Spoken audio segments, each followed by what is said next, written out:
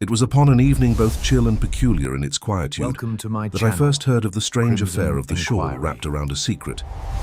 Holmes had spent the greater part of the day in one of his darker moods, silent, withdrawn, and wreathed in impenetrable smoke from his pipe. The wet October air clung to Baker Street like a stubborn veil, smudging the lamps into dim halos, and I had resigned myself to the melancholy rhythm of the rain when a rapid series of knocks echoed on our door. Mrs. Hudson ushered in a lady, striking in bearing though worn by anxiety. Her attire was of fine quality, but showed signs of haste, the hem muddied, the gloves crushed in her nervous grasp. Holmes did not rise from his chair. He simply inclined his head and observed her in that piercing manner of his, which seemed to flay the truth from a person without a word being spoken. "You are Miss Gertrude Armitage," he murmured, before she had even spoken her name, formerly a companion to Lady Havisham, and now in some trouble most grave, likely connected to a disappearance. "Not a crime of passion, but of concealment," the lady gasped. "How on earth?" Holmes waved an impatient hand. "You have been travelling since morning.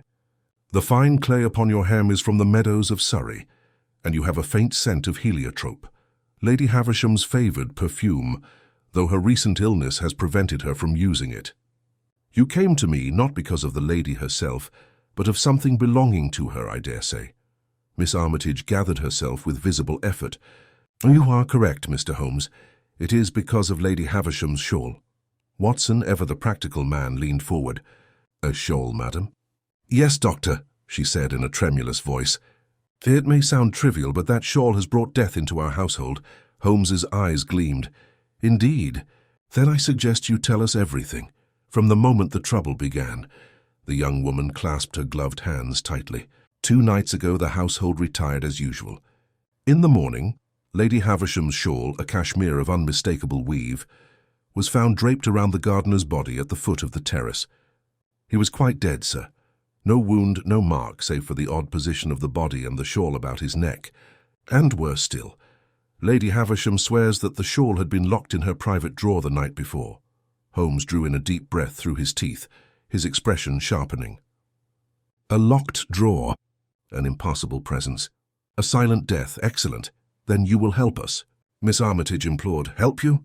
Holmes rose suddenly, his long frame all energy and calculation. "My dear lady, this is not merely a case, it is a riddle woven of shadow and silk.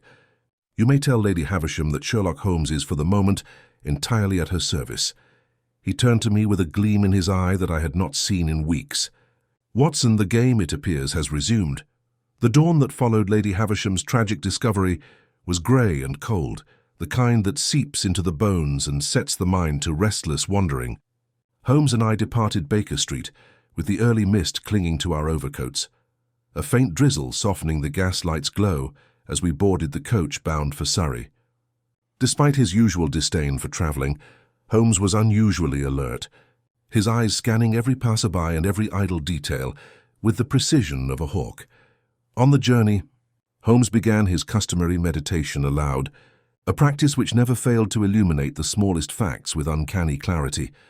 "Watson, you observed Miss Armitage's gloved hands to be somewhat crushed. A trivial detail, some may say, but it confirms the weight of her anxiety, and perhaps a hand wrung in anguish or suppressed frustration." I made a mental note to recall that thread later, while Holmes continued. "And the gardener, fouled by a shawl that had been locked away, is peculiar in itself. Death by strangulation without mark or wound, save that mystifying absence of violence. There must be an alternate cause. Poison? Asphyxiation by some subtle means? Or could it be the shawl itself, woven with something more sinister than silk?" I ventured. Holmes smiled thinly and tightened his grip on the coach's edge. "Exactly why this case transcends the ordinary. The shawl is no mere cloth. It is the key. The question remains, how did it escape a locked drawer, and more importantly, why was it found bound around a man whose demise puzzles even Lestrade's usual competence?" The Surrey countryside unfolded beneath us in muted greens and the distant silhouette of estates, one of which rose before us with the solemn grandeur befitting Lady Havisham's station, Havisham Hall. As the coach rumbled over the gravel, a primeval mist rose from the lawn, shrouding the world in tentative secrecy.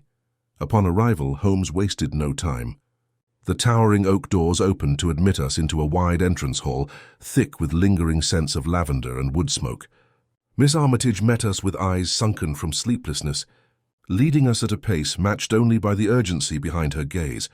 "We must first see the drawer," Holmes said keenly, "and understand the circumstances of the Shawl's disappearance." In Lady Havisham's chamber, the atmosphere was heavy with subdued grief, mixed with an undercurrent of fear. The room bore the tasteful opulence of a lady accustomed to control and exactness.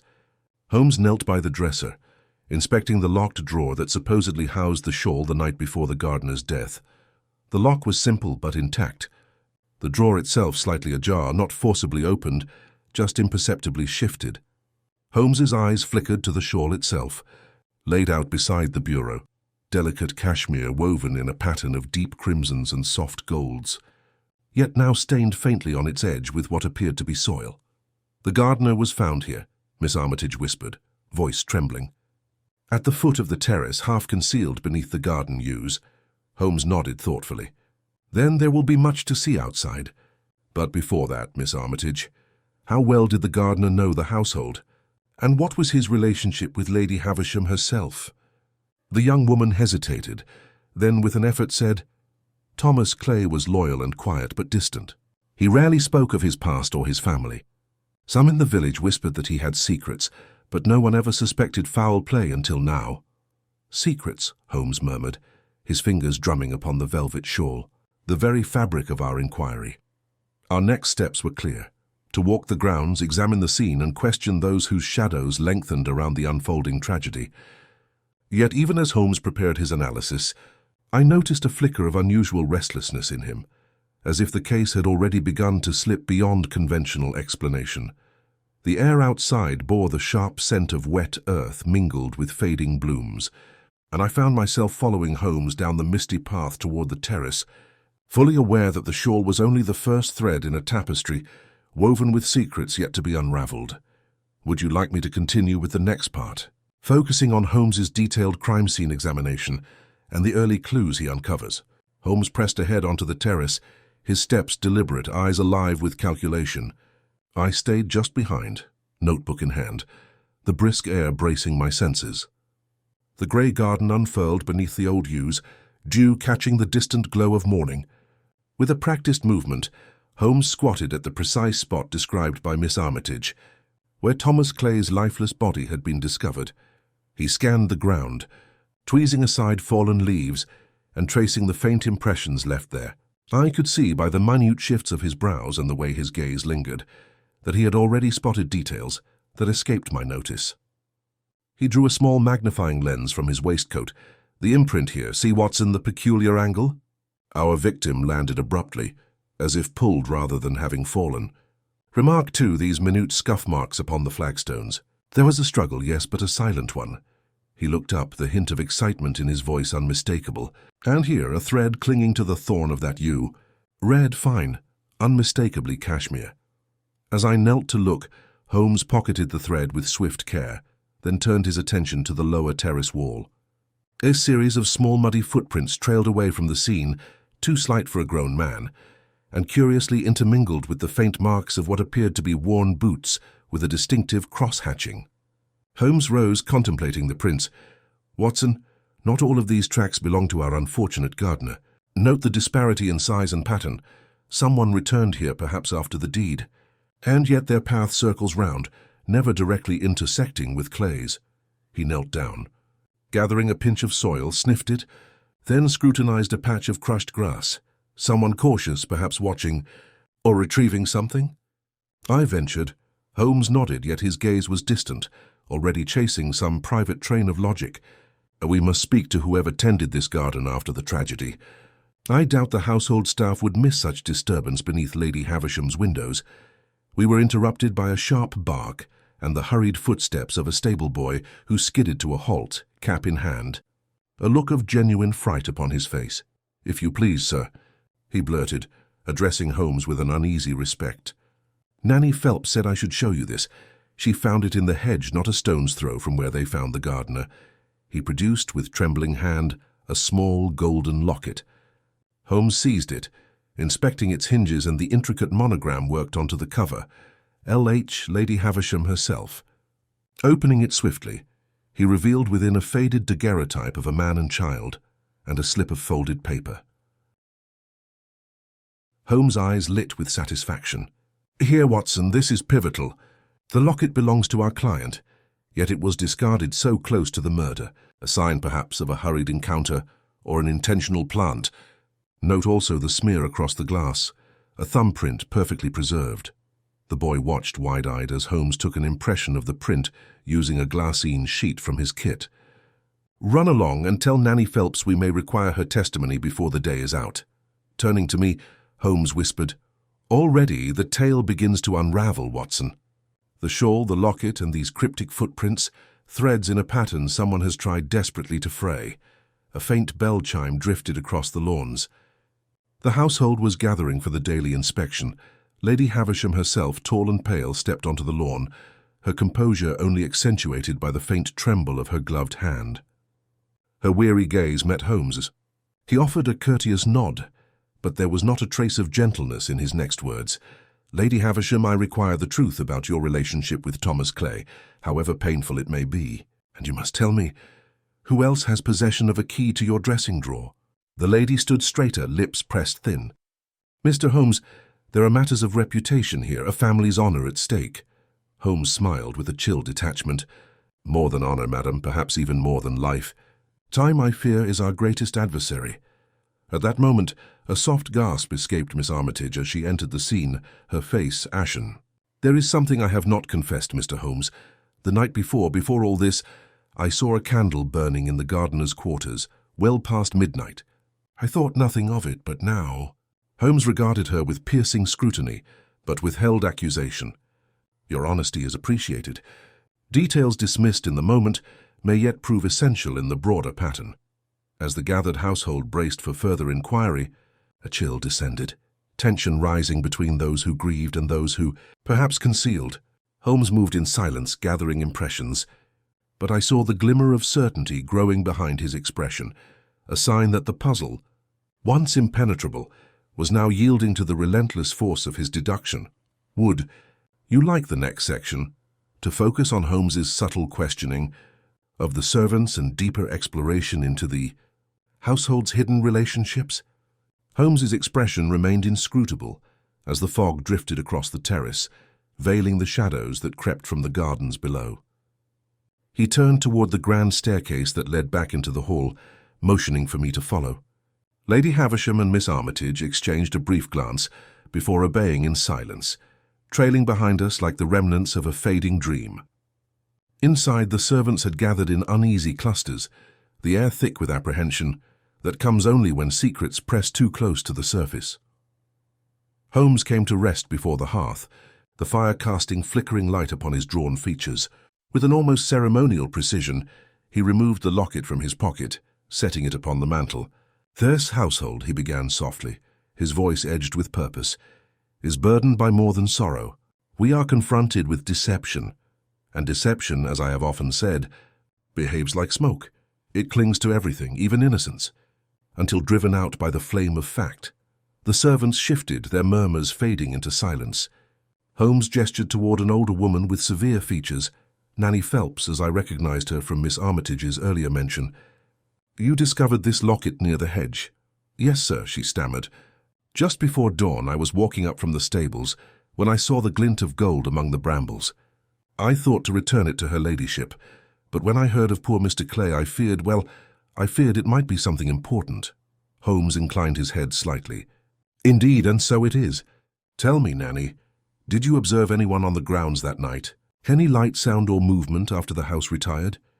The woman hesitated, eyes darting toward Lady Havisham before she replied. "I saw a shadow near the rose arbor, moving strange-like. I thought it might be young Mr. Edward, but he had been abed with fever. No one should have been out there."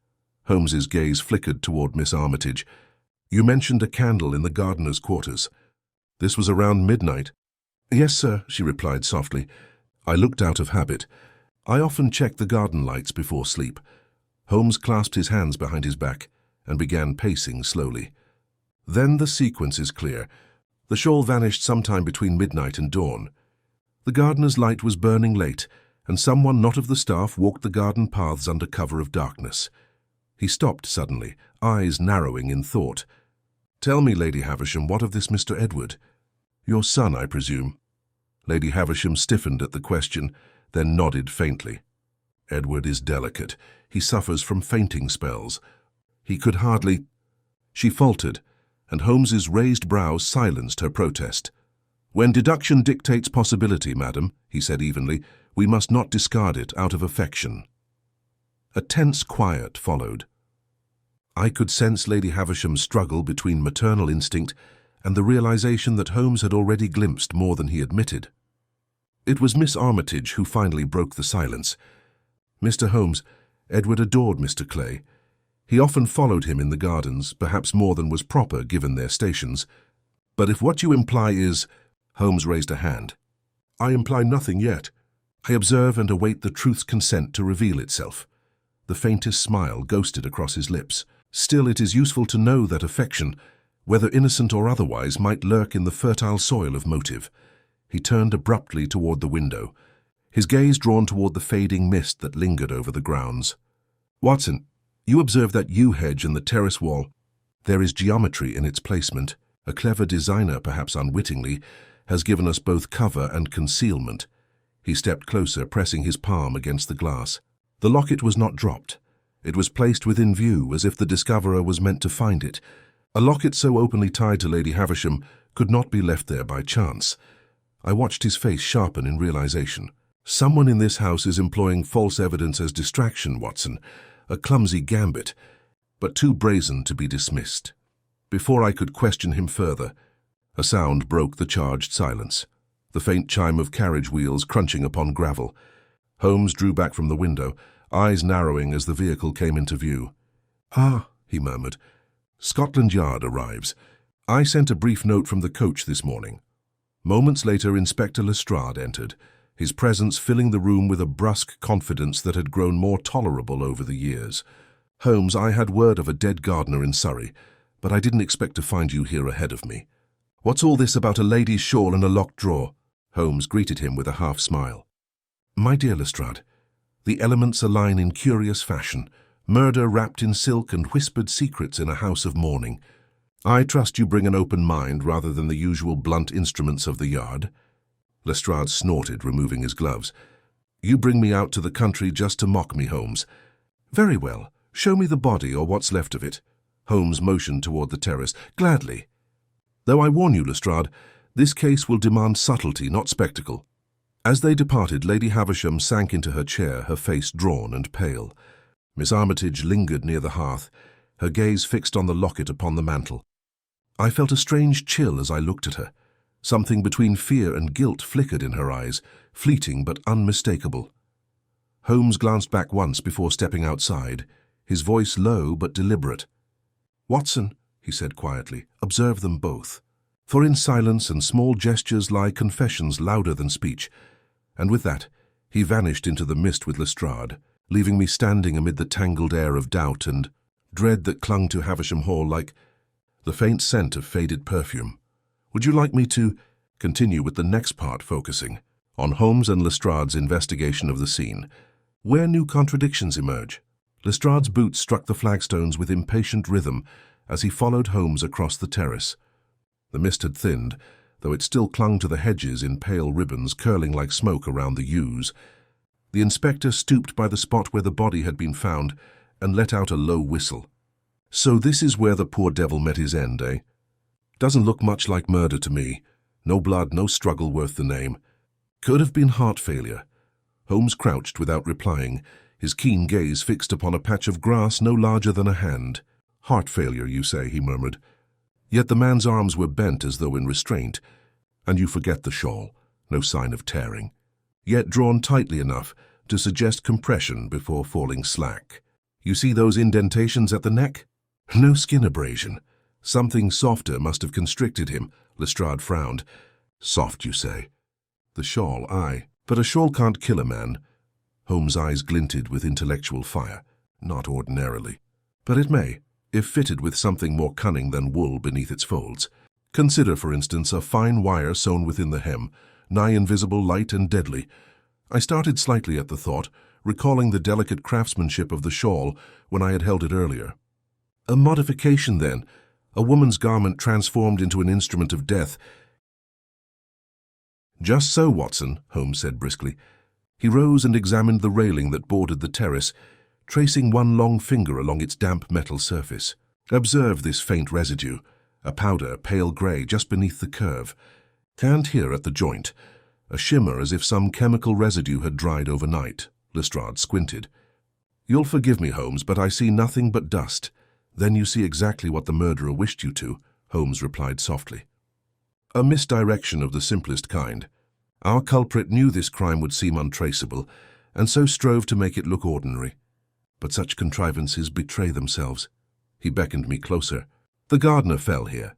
Yet these fine particles suggest that something was poured or sprayed. Not dirt, but residue from a corrosive, likely the same substance used to weaken the lock upon Lady Havisham's drawer without leaving visible damage." "Ingenious, if desperate," Lestrade snorted, folding his arms.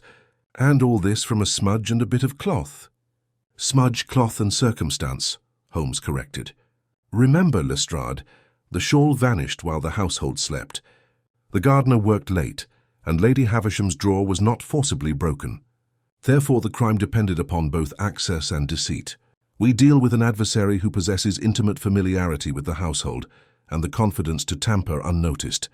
He straightened, brushing rain from his sleeve. "Tell me, Inspector, did you happen to notice the child's footprint by the hedgerow?" Lestrade blinked in surprise. "Child's footprint? I thought all the staff were adults." "Indeed. And yet the mark remains, narrow, short in length, turned slightly inward. Too small for any of the servants, too precise for accident." Holmes's expression hardened. "Someone smaller than a grown man was here that night, someone who moved deliberately and, if I dare say, fearfully." At that moment a faint cry echoed from the edge of the garden. A maid hurried toward us, her apron fluttering, her face pale as parchment. "Sir, Mr. Holmes, please come quick. It's Master Edward." Holmes and I exchanged a glance and followed her at once. Beneath the garden's ancient oak, on a weathered bench near the pond, sat the young man himself, pale, feverish, wrapped in a heavy cloak. His eyes darted with nervous agitation when we approached. "Master Edward," Holmes said gently, his voice dropping its usual incisive tone, "you have been unwell, I hear. Yet perhaps you can assist us. You were fond of Mr. Clay, were you not?" The boy's lips trembled. "He was kind to me." "Always kind. I used to watch him plant the roses. He promised me one day the red ones would bloom before winter. But that night," he broke off, shuddering, "that night I heard arguing near the terrace. I thought it was Mother and him. Lady Havisham had followed us part way, and at his words she gave a slight gasp, quickly stifled." Holmes observed her reaction with quiet precision, then turned back to Edward. "You are certain of the voices?" "Yes," the boy whispered. "I know my mother's voice, and I know his. She told him he must leave, that something terrible would happen if he stayed." Holmes's brow furrowed, but his demeanor remained composed. "And after that?" Edward shook his head.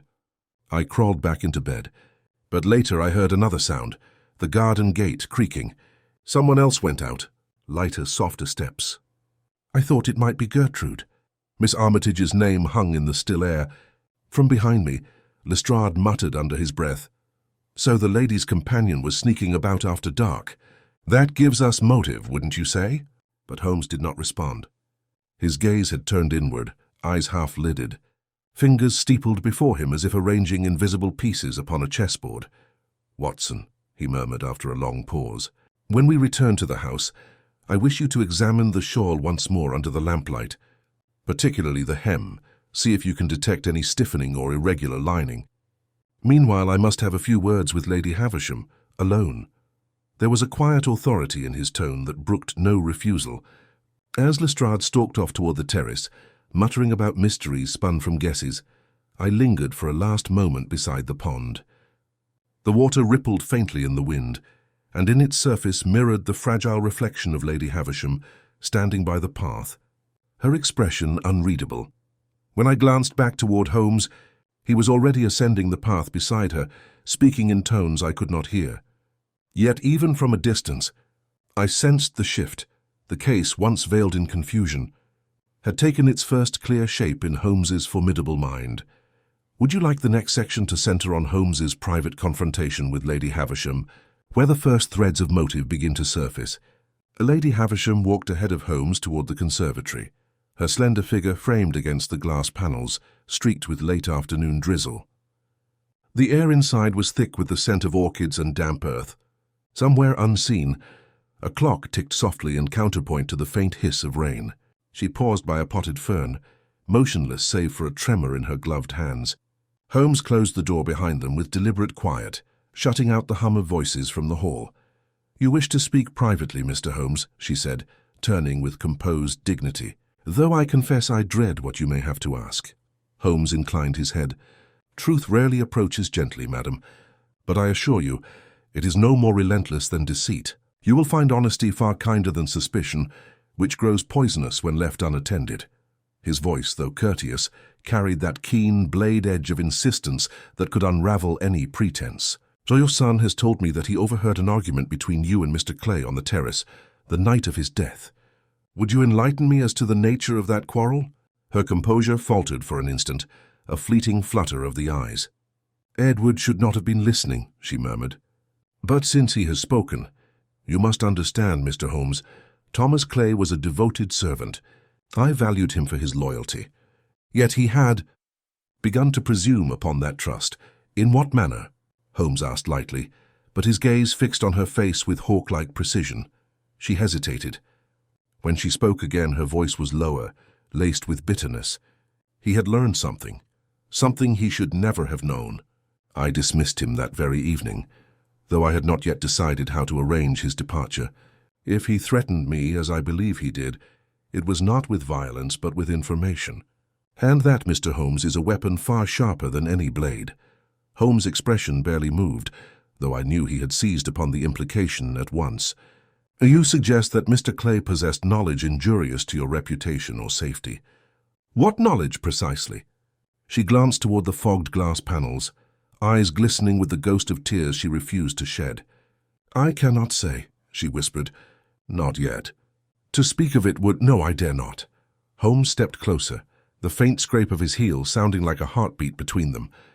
"Then consider, Lady Havisham, that silence may speak louder still. You wish to protect your son, naturally, his health, his future. But if we allow this murderer to move unseen, no one under this roof is safe from their reach. Tell me, what had Mr. Clay truly discovered?" She drew a sharp breath. "It concerned my late husband?" Her voice trembled now, the rehearsed poise beginning to crumble. "Lord Havisham's affairs were not as pure as society believed.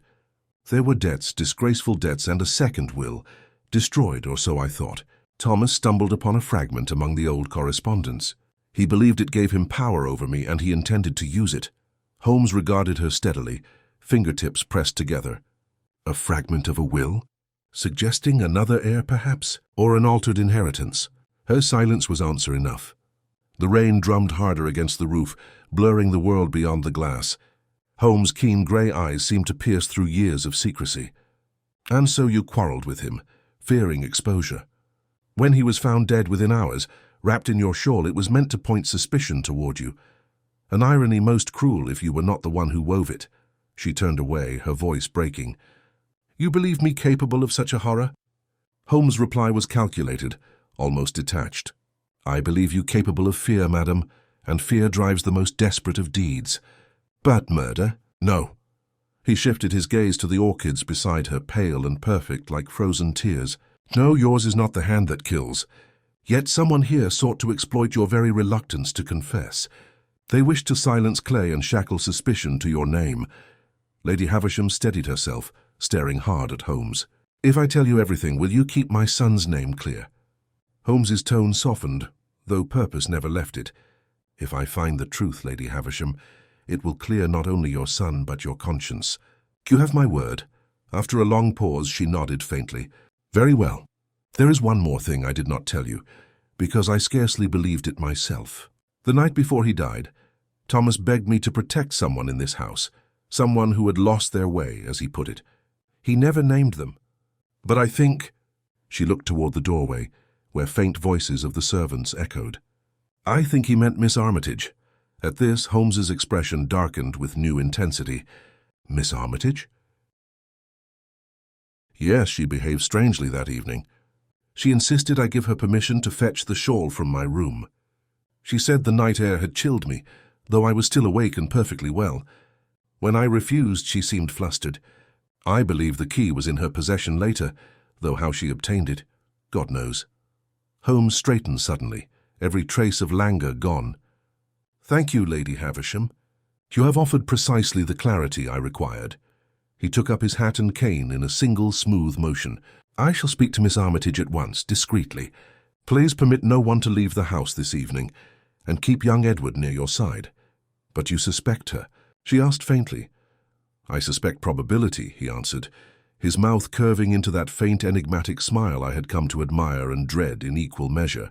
"And probability, when pressed, often surrenders the truth." He stepped back into the mist-dimmed corridor where I waited by the doorway. One glance between us was enough. Words would have been cumbersome.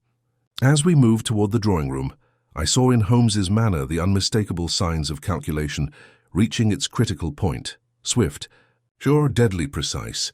The game's invisible thread was tightening, and somewhere within the walls of Havisham Hall, the one who had woven it could already feel it begin to pull. Would you like the next section to deepen Holmes's confrontation with Miss Armitage and reveal the first serious crack in her composure? When we entered the drawing room, Miss Armitage was seated near the window, her posture composed yet strained, her features weary in the dimming light. She started visibly upon our entrance, her hands tightening around a small embroidered handkerchief that looked as though it had been twisted to its breaking point. Holmes approached her not as accuser but as surgeon, his calm, deliberate manner designed to reveal more than it seemed to demand. "Miss Armitage," he began gently, "your devotion to Lady Havisham is admirable. Few companions would show such steadfast loyalty in the face of calamity. Yet loyalty, when tested by fear, sometimes compels a person to act in ways that reason might later condemn." Her eyes darted nervously from Holmes to me. "You speak in riddles, Mr. Holmes. What are you insinuating?" He ignored the protest entirely, removing from his pocket a small object wrapped in paper. With deft hands, he unwrapped it to reveal the fragment of fine red thread we had found snagged on the yew. This, Miss Armitage, was clinging to a thorn near where the gardener's body was discovered, a thread identical to the fibre of Lady Havisham's cashmere shawl, the shawl, I believe, that you were so anxious about on the night of the tragedy. "I don't understand," she whispered. "Then allow me to assist your recollection," Holmes continued coldly. "You sought the key to Lady Havisham's drawer under pretext, hoping to retrieve the shawl. Clay, perhaps having knowledge of your theft or your intentions, confronted you in the garden. There a quarrel ensued, one ending with his death." At this she rose abruptly, her face blanching. "No, that is false. I did not kill him, I swear it." Holmes's voice grew quiet, but its precision cut through her panic. "Then explain why the shawl, last known to be in Lady Havisham's drawer, came into your possession. Explain the faint iodine stains upon your cuff, stains that match the residue found on the drawer's lock. And finally, explain your absence from your room for nearly an hour that night." For a few moments she seemed incapable of speech. The room felt close, oppressive, the silence between her gasps punctuated only by the faint patter of rain on the window. Finally she sank back into her chair, her breath uneven. "You are right." "Partially right," she murmured hoarsely. "I took the key. I meant only to remove the shawl, but I did so under instruction." Holmes's eyes gleamed. "Instruction? From whom?" She hesitated, biting her lip until blood sprang to its surface. "From Lady Havisham." Holmes stepped forward so swiftly that she flinched. "You lie poorly, Miss Armitage. Lady Havisham has confessed far more than you imagine, and deception will no longer serve you.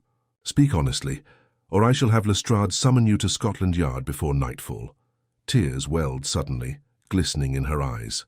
"I was threatened," she cried, "by Mr. Clay himself. He said he would expose a secret about my past, about something I once did before entering Lady Havisham's service.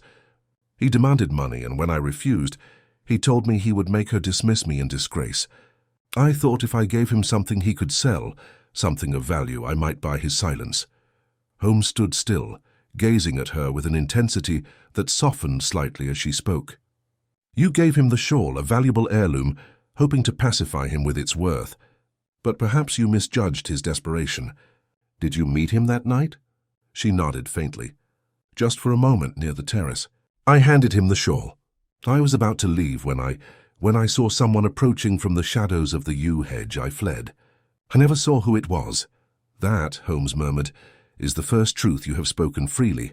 Her brow furrowed. "You believe me?" "I believe your fear," he said, turning toward the fire. "Fear rarely feigns so accurately. However, your flight left the real murderer time enough to use what you had given away." The shawl became their weapon of choice, convenient, incriminating, silent. She clutched the edge of her chair. Then who could it have been? If not me, if not Lady Havisham. Holmes's face darkened and his voice grew quieter, more measured.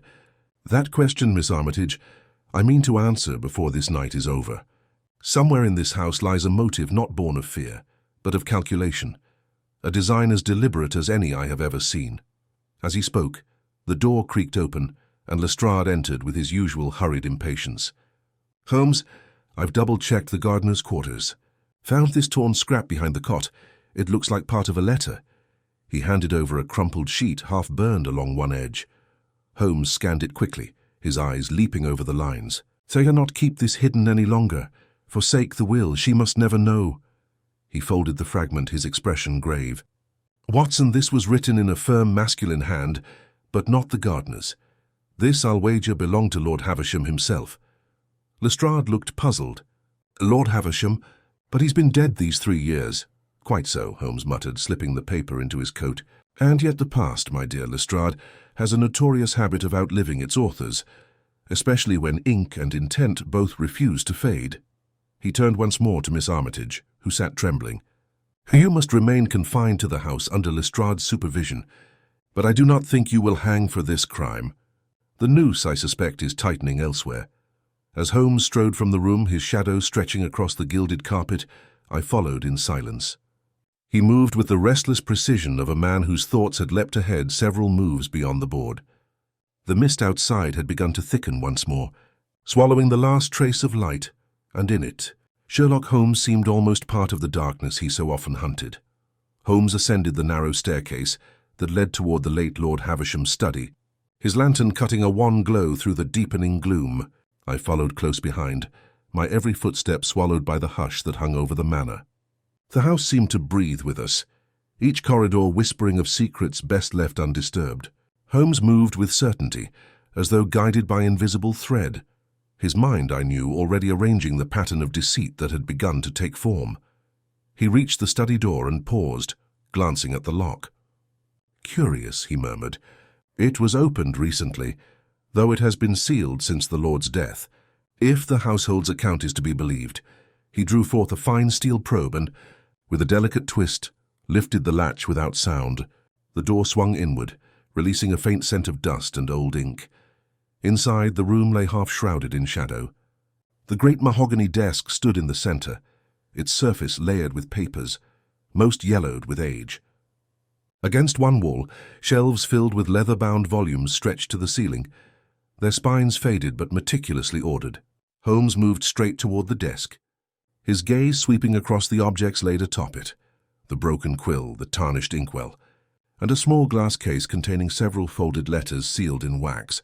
"Watson, observe these markings," he said softly, running his finger along the lid of the case. "The dust here is unsettled. Someone has pried it open within the last day." I peered closer. The hinge showed a fresh scratch, faint but unmistakable. "You think Miss Armitage came here?" "Unlikely," Holmes replied. "She has neither the nerve nor the knowledge of this room's significance. So this was done by someone far more deliberate." He removed the case lid carefully and examined the uppermost letter. The seal was cracked, its wax bearing the faint impression of a falcon surrounded by vinework. The Havisham crest, broken by the same thumbprint found on the locket. "The circle completes itself." He unfolded the paper slowly. The ink was faded but legible. "To my dear wife and son," Holmes read aloud. "I have resolved to amend my former testament, acknowledging the debt I owe to one I wronged long ago, a child not lawfully mine, but mine by blood. Should this letter be found after my passing, It is my final wish that they be given share of my estate." He looked up sharply, eyes gleaming in the lamplight. "There, Watson, lies the spring of all this mischief.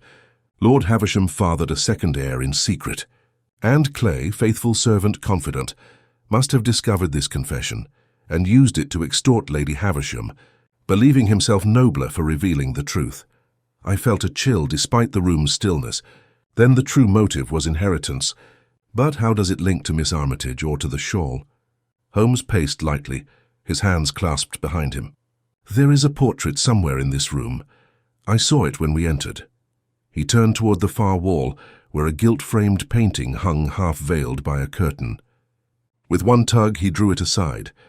The painting depicted a young woman in simple dress, her features delicate yet unmistakably familiar. "Good heavens," I murmured. "Miss Armitage!" Holmes nodded gravely. "Indeed. The resemblance is indisputable. This was painted, no doubt, before she ever came into Lady Havisham's service. You see the inscription at the corner. Catherine, 1878. That would be Lord Havisham's handwriting. Miss Armitage is the illegitimate child mentioned in the will. She was the one he wished to acknowledge, but Clay, discovering this truth, sought profit. When he threatened revelation, the current Lady Havisham's reputation and inheritance both stood in peril. And so someone silenced him. Someone, I echoed, who knew both the truth and the danger of its exposure. Holmes turned back to the desk, his expression coldly triumphant. "Precisely. Now let us consider opportunity. Lady Havisham had cause, yet lacked the courage or the skill to enact such a crime with deliberate precision. Miss Armitage feared exposure and theft, but shows no signs of violence. The gardener was lured out by promise, perhaps by trusted voice. And who is it that had access to every key, every letter, every intimate moment in this household?" He struck the lantern higher. Its glow illuminated the rows of drawers beneath the desk. Holmes knelt, running his thin fingers along the handles until one gave slightly under pressure. Pulling it open, he removed a small velvet-lined box. Inside lay a delicate spool of metallic thread, fine as a hair and silvered like frost. "There lies the serpent's coil, Watson. The hem of the shawl bears faint rigidity. This hidden filament was sewn within. A strangling garrote disguised in silk, elegant and deadly. Tell me, who in this home has steady hands enough for embroidery and access enough to Lady Havisham's possessions?" I stared at the spool, realization dawning. "Nanny Phelps."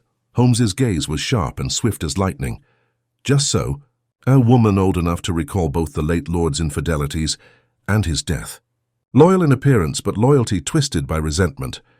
Clay's discovery threatened to unravel her comfortable deception. She, perhaps, once aided the concealment of Lord Havisham's secret heir.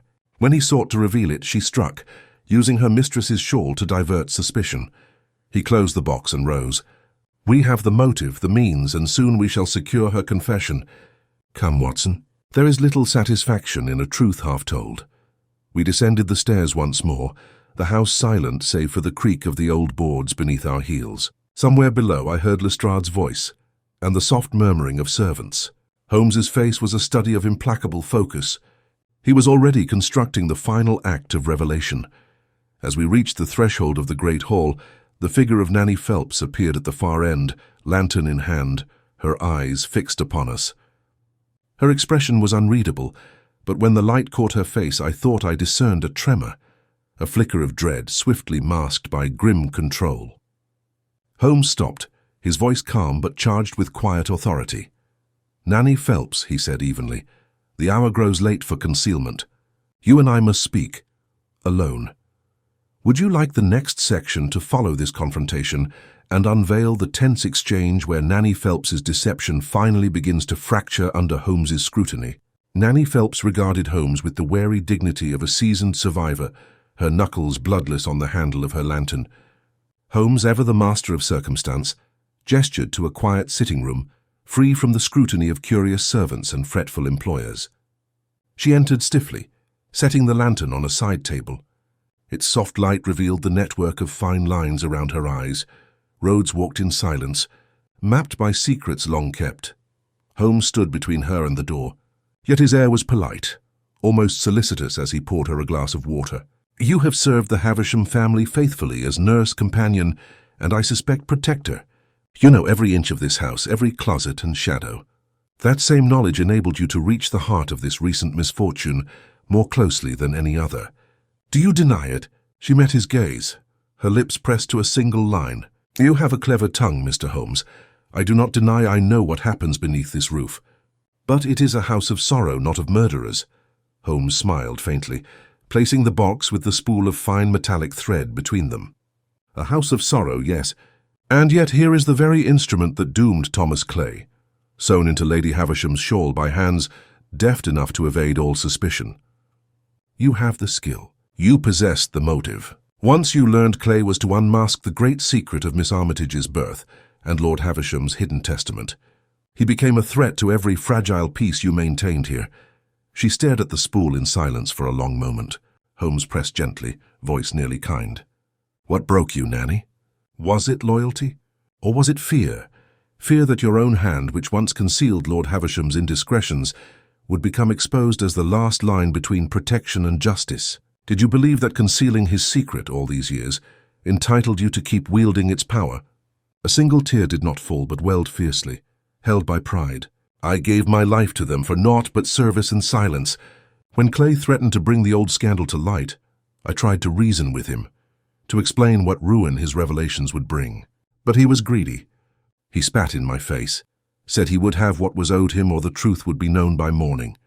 I saw no other way." Her jaw clenched and her breath trembled, but her words were steel.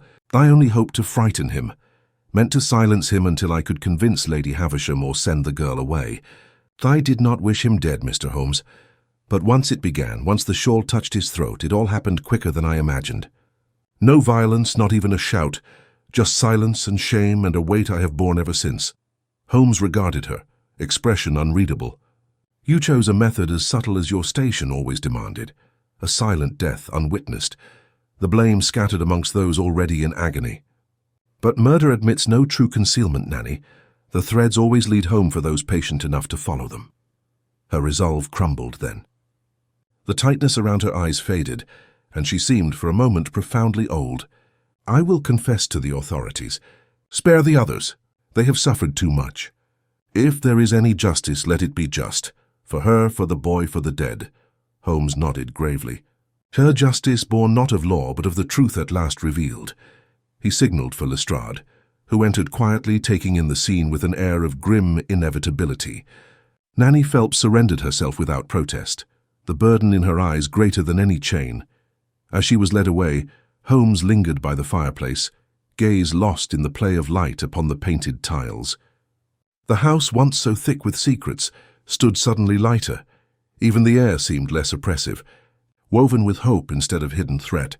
He glanced at me, the faintest trace of satisfaction beneath his habitual reserve. "Closure, Watson, is rare. In life as in detection, there is no salve for old wounds save the courage to face them in the open daylight." The house felt at once emptied and restored in the wake of Nanny Phelps's confession. Word of her arrest traveled as quietly as the secrets she had spent her life keeping, a ripple rather than a wave, sympathetic and subdued. Lady Havisham, eyes glistening with relief and remorse, received Holmes and me in the old drawing-room, where the lamplight cast delicate halos atop every surface. Her hands trembled, not from fear now, but something like hope. With Nanny Phelps gone, there was no longer a need for pretense. "I never imagined," she murmured, voice barely audible, "that the burden of the past could inflict still greater wounds. Mr. Holmes, you have saved more than my household. You have saved my boy from years of uncertainty, perhaps even from a fate darker still." Holmes offered a small bow, retaining his characteristic reserve. "Harmony is sometimes purchased dearly, Lady Havisham. Old debts must be acknowledged, but I trust you to resolve the question of Miss Armitage with gentler hands than fate's." Lady Havisham's gaze found her companion by the fire, Gertrude Armitage, who stood silent, watching the play of shadow on the rug. There was pain and gratitude in her eyes as she regarded her benefactress, but no more fear. Their future, though uncertain, was at least free from midnight threats and whispered accusations. I had never seen Holmes so quietly satisfied with an outcome, though his satisfaction was of the most private kind. Outside, dawn began its tentative conquest over the mist-stained grounds. The distant bells of the chapel tolled, and life at Havisham Hall resumed its ordinary rhythm. Lestrade departed soon after. leading Nanny Phelps away in a closed carriage, his face marked by the odd blend of respect and exasperation he reserved for Holmes's most intricate cases.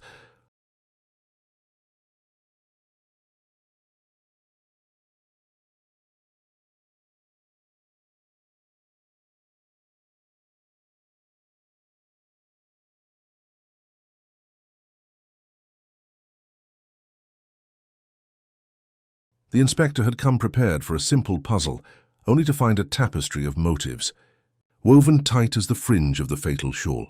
I spent a final hour in the library, composing my notes, as Holmes wandered the grounds in silent contemplation. When he returned, he found me gazing at the painted portrait of Lord Havisham's lost daughter, its legend now full circle. "You look thoughtful, Watson," he said, a warmth behind the words. "I have seen 12 lives entangled, 3 ruined and 1 preserved," I replied. "It seems a steep cost for justice. Is it always so with truth?" Holmes's eyes grew distant, the old melancholy hinting at his features. "Truth is rarely gentle, my dear Watson. Its duty is not to comfort, but to illuminate. There is no justice in blindness, but sometimes only mercy remains to make sense of the world left behind."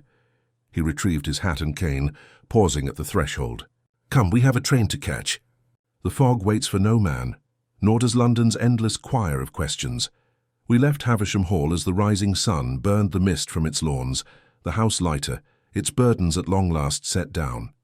As the train rattled north, I reflected that Holmes's work is never truly finished, each closed case a mere respite before the next enigma. What remained always was my awe at his method, his humanity often stubbornly buried beneath the logic, and the unending fascination with the strange dance of reason and fate. He sat across from me, lost in thought as the countryside rushed past, already searching, I knew, for the next thread of mystery to unravel. And so as the world turned beneath the grey skies of England, I found myself grateful once more, both for the silence that followed the storm and for the singular genius of Sherlock Holmes. The coach rattled softly along the road back toward London, its rhythm steady and monotonous, like the beating of a tired heart. Holmes reclined in the opposite seat, his long fingers steepled beneath his chin, the faint light from the carriage lamp turning his sharp features into shifting shadows. For a long while neither of us spoke. The countryside blurred past, pale fields cloaked in the grey veil of morning fog. It seemed for a moment that we had left everything behind us, the secrets, the guilt, the quiet pain of the Havisham's tragedy, but I felt the weight of the case lingering like a ghost in the air between us. Holmes broke the silence first. "Watson," he said thoughtfully, "you recall the remark our client made when we first met her, that a simple garment had brought death into her household. The shawl was an instrument of murder, yes, but also a symbol of every false comfort that family had woven around itself. Soft appearances concealing hard truths." I nodded. "And yet, there was mercy at the end of it. Lady Havisham and Miss Armitage may still find peace, if not happiness." He smiled faintly, though his eyes remained distant. "Peace is a temporary state for those who live among secrets. Still, perhaps it will hold." He drew his pipe from his pocket, tapping it absently against his fingers. "You observed, of course, the consistency of motive throughout. Greed masked by loyalty. Silence betrayed by conscience. What fascinates me is how murder so often imitates virtue, how an act meant to preserve can, by the simplest alteration of circumstance, destroy." I said nothing. Outside, the dawn strengthened, dissolving the last tatters of fog. The rhythm of the coach wheels merged with the hum of life awakening in distant villages, the faint sound of crows calling from the hedgerows. For once, even Holmes seemed subdued by the quiet order returning to the world. After some minutes, he spoke again, more softly.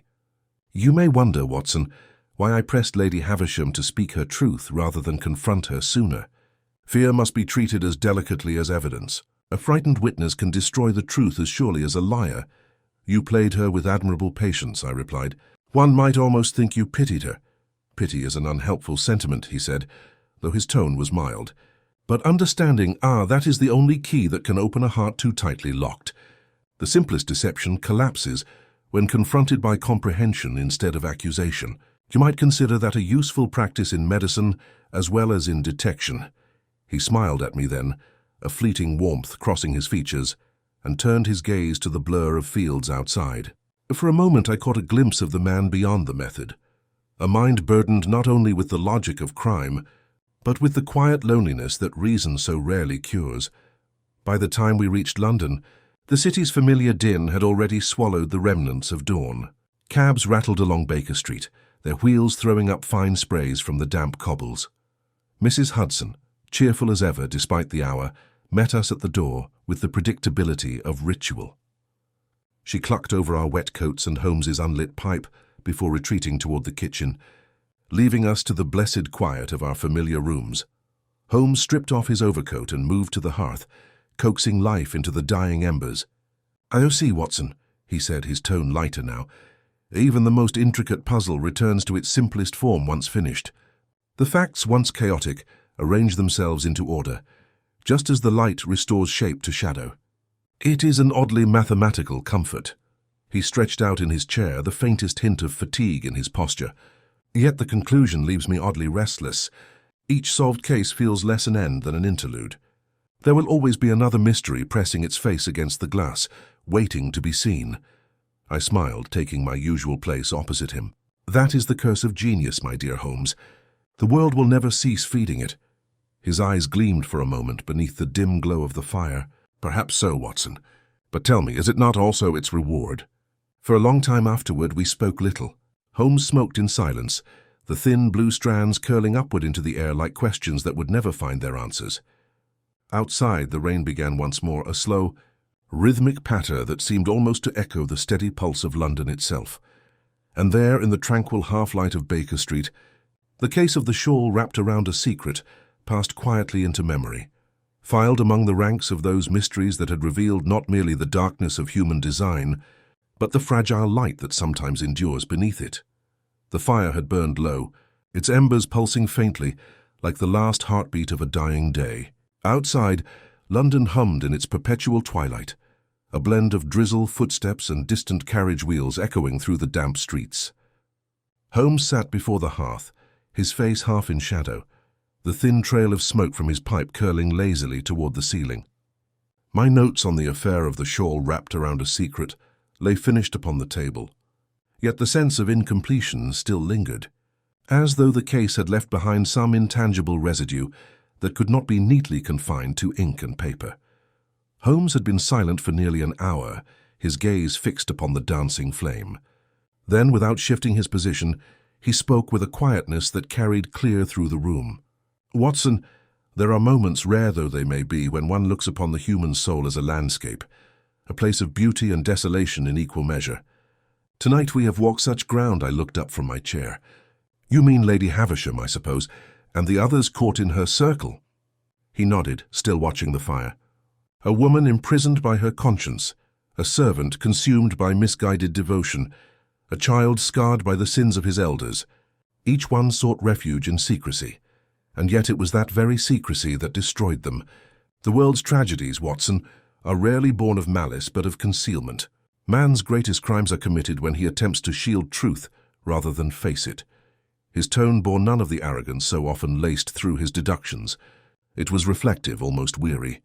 I realized then that the case had affected him more deeply than most. Perhaps it was the humanity in it, the lack of a villain fit for his intellectual triumph, the sense that every figure involved had been crushed not by calculation alone, but by the quiet cruelty of life itself. We sat without speaking for a long while after that. The clock ticked steadily on the mantelpiece. Somewhere down the street, a constable's whistle pierced the night, briefly reminding us that even in the heart of London, order and chaos march side by side. Finally Holmes stirred, reaching for his violin. "There are few benevolent endings, my dear friend, but there can be harmony if one knows where to find it." He drew the bow softly across the strings, and a low, mournful note filled the air, neither joyous nor sorrowful, but balanced perfectly between the two, like light caught upon glass. With each stroke the tension eased, and the grim spectre of Havisham Hall seemed to fade into the distance, replaced by that peculiar calm which only Holmes could conjure after the storm of revelation. I closed my notes and leaned back, the melody guiding my thoughts.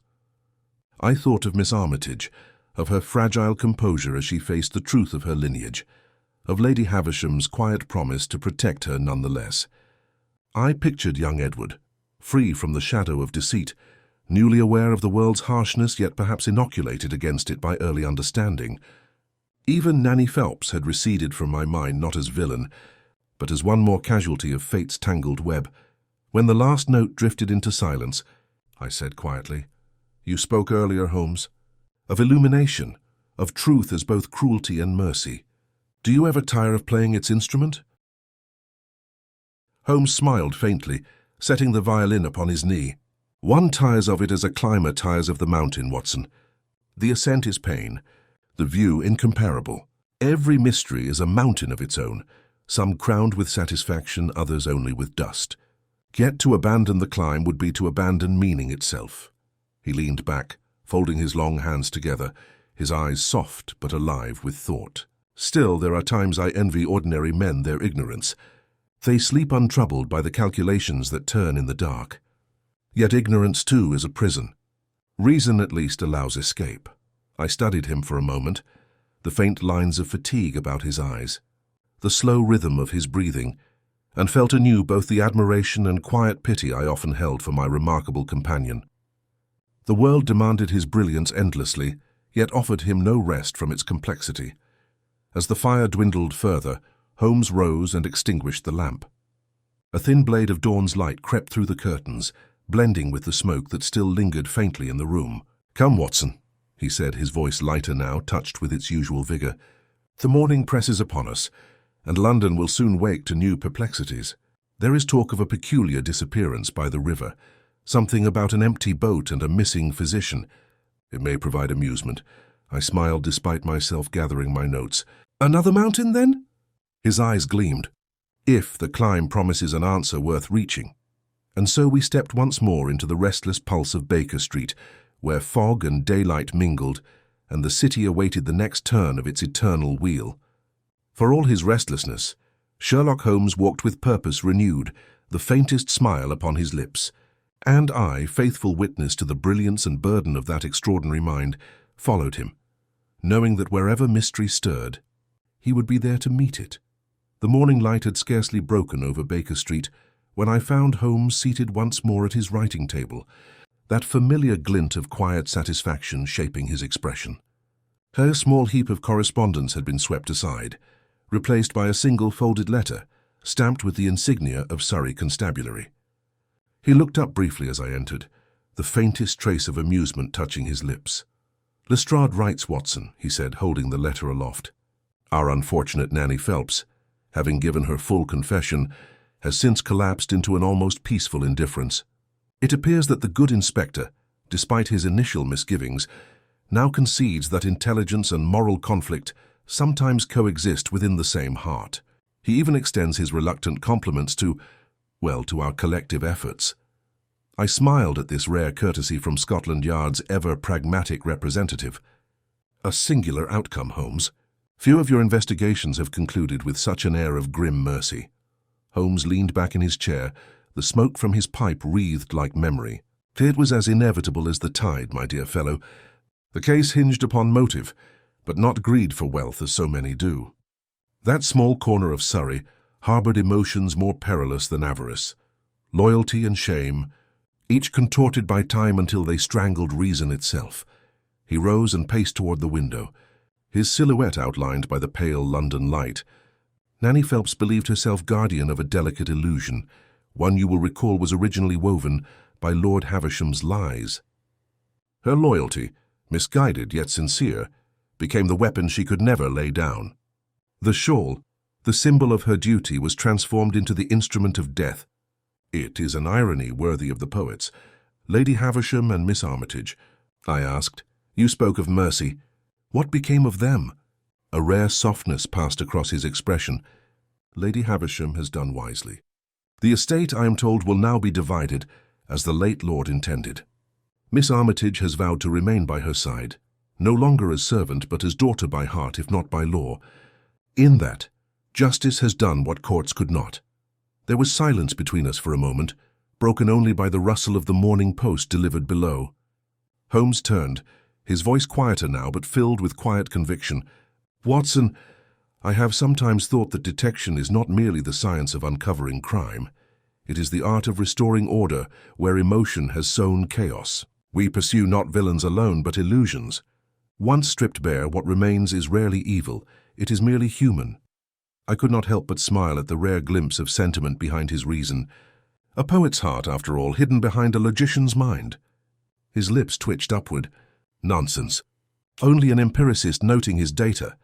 But the faint gleam in his eyes betrayed him.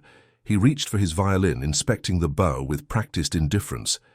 I trust you will record the case faithfully, Watson, though perhaps you might permit some restraint in describing certain domestic details. The world need not know that even the keenest minds are sometimes moved by compassion.